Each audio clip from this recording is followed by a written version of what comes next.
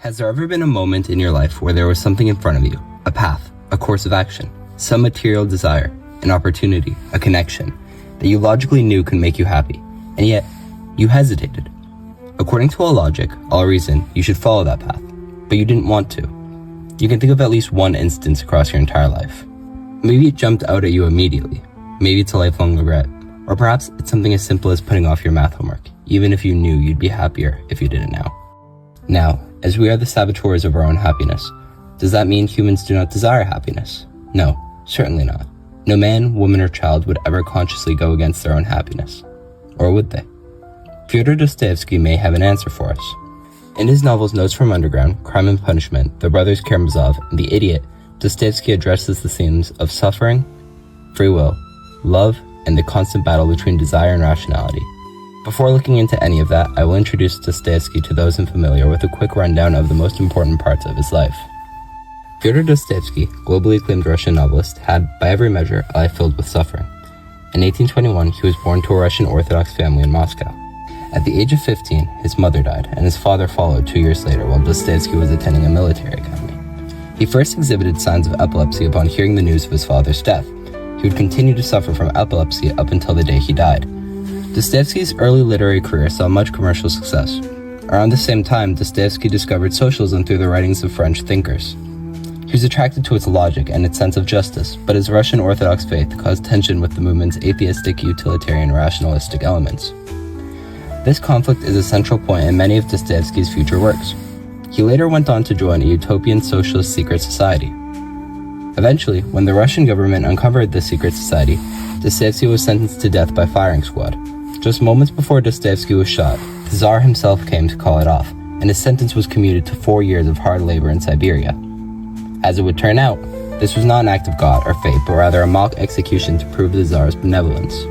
Dostoevsky later recalled the experience in his novel The Idiot as an anecdote delivered by the protagonist, Prince Mishkin. When Dostoevsky returned, his writing no longer possessed the romanticism of his earlier works. He had turned from utopianism to spiritual and psychological explorations. He became a strong proponent of conservatism and religion and opposed the atheistic, rationalistic, and utilitarian movements spreading through Russia. Dostoevsky believed that no life could exist without suffering, and that all attempts to progress and end suffering only change what we derive our suffering from. In resolving suffering, solutions to old problems will create new problems that are even more difficult. The more grandiose the solutions, the more complex and destructive the new problems will become.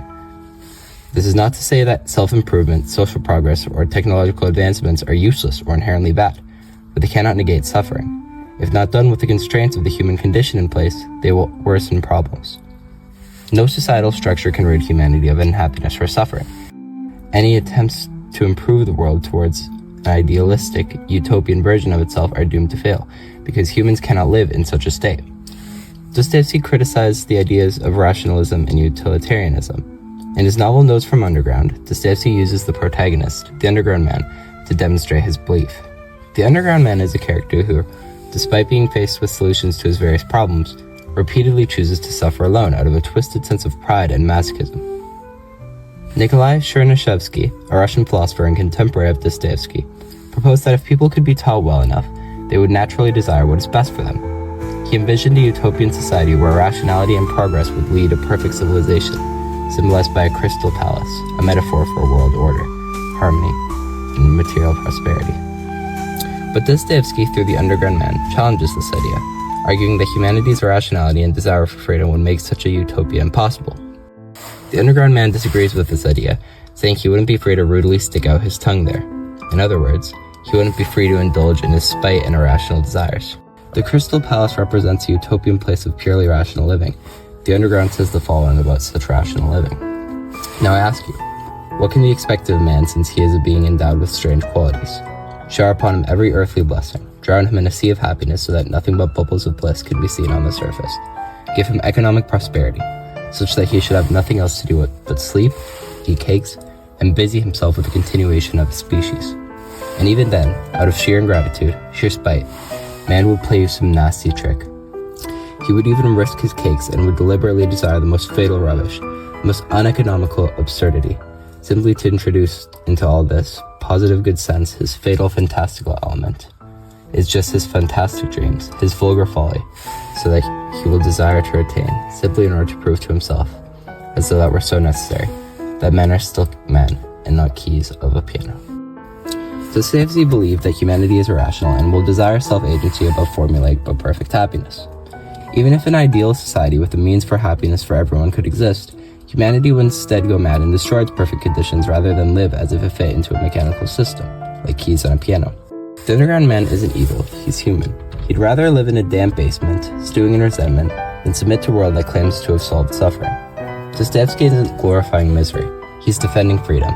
To eliminate suffering, utopias must eliminate our right to rebel, to make mistakes, to choose. But without that freedom, we're no longer human. We're machines. This finally gives us an answer to our initial question. We would rather suffer and make our own mistakes than live in a world where everything is handed to us. This is why humans often go against their own self-interest. It's a way of asserting our freedom. But if rejecting happiness is an act of freedom, what does that freedom cost us? For Dostoevsky, the answer is clear: suffering.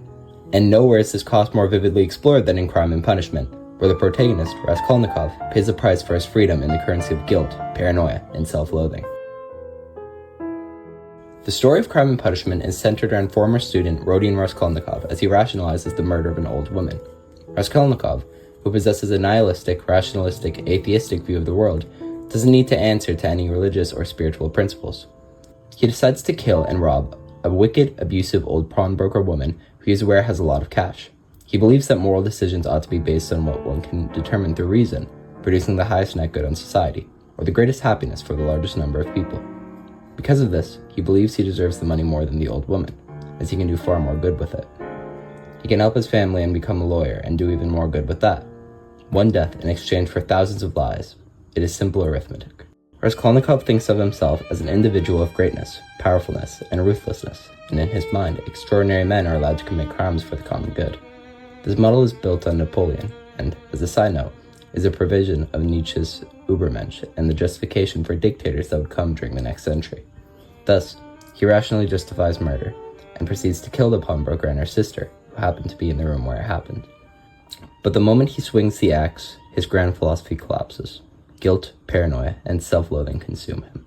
Raskolnikov realizes he is not the man of greatness he thought he was, being tormented and riddled by guilt, something that, quote, wouldn't happen to Napoleon. He is not a man of ruthlessness and power. He is a tender and feeling man. Raskolnikov had every reason to do what he did, and yet, what he did was wrong, and it causes him to feel immense pain. Raskolnikov suffers for his betrayal of humanity, but this aspect is what is most important. Raskolnikov suffers because he has the freedom to choose his path. At any point, Raskolnikov's problems could have been solved. Razumikin repeatedly offered Raskolnikov job opportunities and ways out of his poverty, and Dunya arranged a marriage for Raskolnikov to get the funds to go to the university and graduate.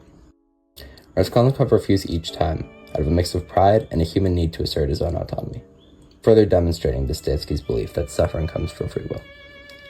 His suffering isn't just legal punishment, it's psychological, spiritual, and inescapable. It's separation from society and those he loves. He feels isolated and alone, rejecting the love of those closest to him. Here, Dostoevsky reveals his core truth. Freedom without love or morality doesn't elevate us, it isolates us.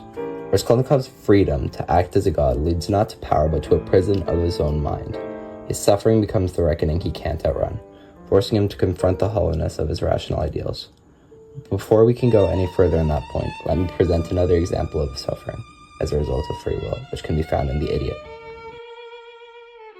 In The Idiot, Dostoevsky presents us with Prince Lev Mishkin, a man whose love is so pure and selfless that it becomes a form of rebellion against a world driven by greed, pride, and cruelty.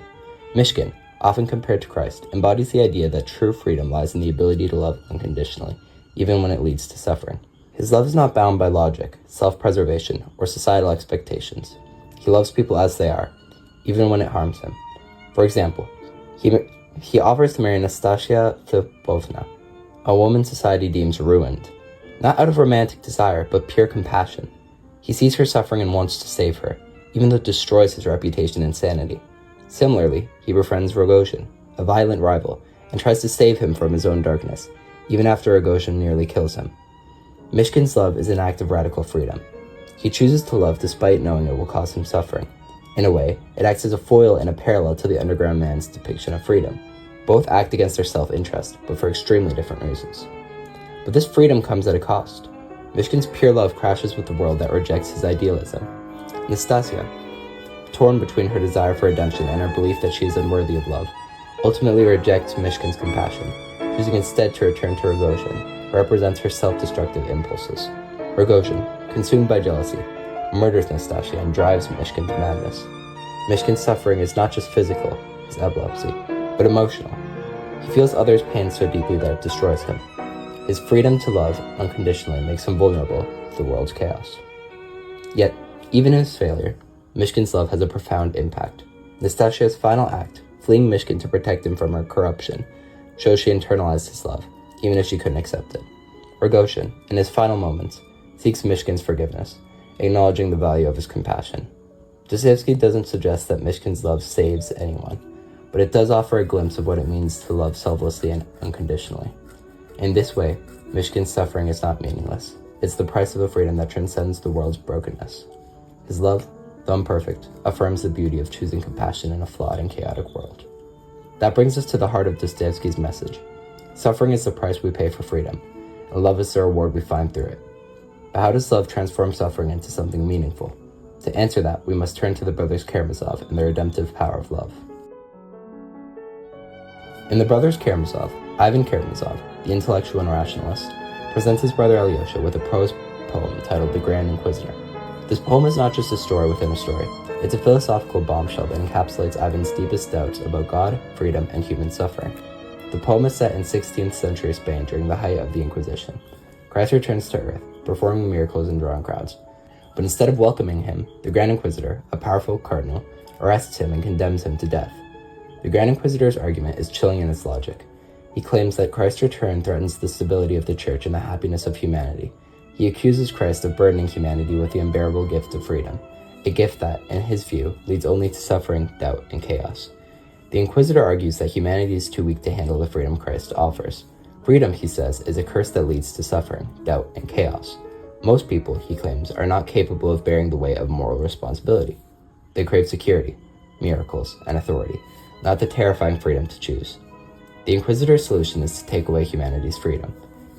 He and the Church provide people with bread, miracles, and moral certainty, relieving them the burden of choice. In doing so, they create a world of order and happiness, but at the cost of true freedom, which, as demonstrated earlier, is at the cost of our humanity. Ivan uses the Grand Inquisitor to express his own rebellion against God's world. He cannot reconcile the existence of suffering, especially the suffering of innocent children, with the idea of a loving God. For Ivan, the Inquisitor's argument is a damning indictment of God's creation. If God is all-powerful and all-loving, why does he allow such suffering? Why does he burden humanity with a freedom it cannot handle? Ivan's suffering is intellectual and existential. He is tormented by the idea that a just God could allow innocent suffering, and this torment isolates him from others. His rebellion against God's world is a form of freedom, but it's a freedom that leads to despair and alienation. Alyosha, Ivan's younger brother, listens to the poem in silence. When Ivan finishes, Alyosha doesn't argue or refute the Inquisitor's claims. Instead, he kisses Ivan. The simple act of love and compassion is Alyosha's answer to Ivan's rebellion. It is a reminder that love transcends logic and reason. Alyosha doesn't try to rationalize suffering. He responds to it with empathy and action. Alyosha represents the counterpoint to Ivan's rationalism. He's a man of deep faith and compassion, embodying Dostoevsky's belief in the redemptive power of love. His love for others, whether it's his brothers, the children he teaches, or the troubled Grushenka, is unconditional and transformative. Alyosha's love is an act of freedom, but unlike Ivan's rebellion, it leads to connection and redemption rather than isolation. He doesn't try to rationalize suffering. He responds to it with empathy and action. His love is not bound by logic or self-interest. It's a radical, selfless act that affirms the humanity of others. In this way, Alyosha's love is the antidote to the despair caused by suffering. It's what allows him to embrace both God and humanity, even in the face of doubt and pain. Through Ivan and Alyosha, Dostoevsky shows that love is the force that redeems suffering. Ivan's intellectual freedom leads him to reject God and humanity, but Alyosha's love allows him to embrace both. Love, in this sense, is the reward for suffering. It's what gives meaning to our struggles and connects us to others. In Crime and Punishment, Sonia Marmeladov embodies the same redemptive love that Alyosha represents. Her love for Raskolnikov is not based on his actions or worthiness, but on her belief in his humanity. Sonia's love is unconditional. Despite her own suffering, she becomes a prostitute to support her family. She offers Raskolnikov compassion and forgiveness. When he confesses his crime to her, she doesn't condemn him. Instead, she empathizes with his pain and urges him to confess and seek redemption. How great is your suffering? Her love is transformative. It becomes the catalyst for Raskolnikov's spiritual rebirth.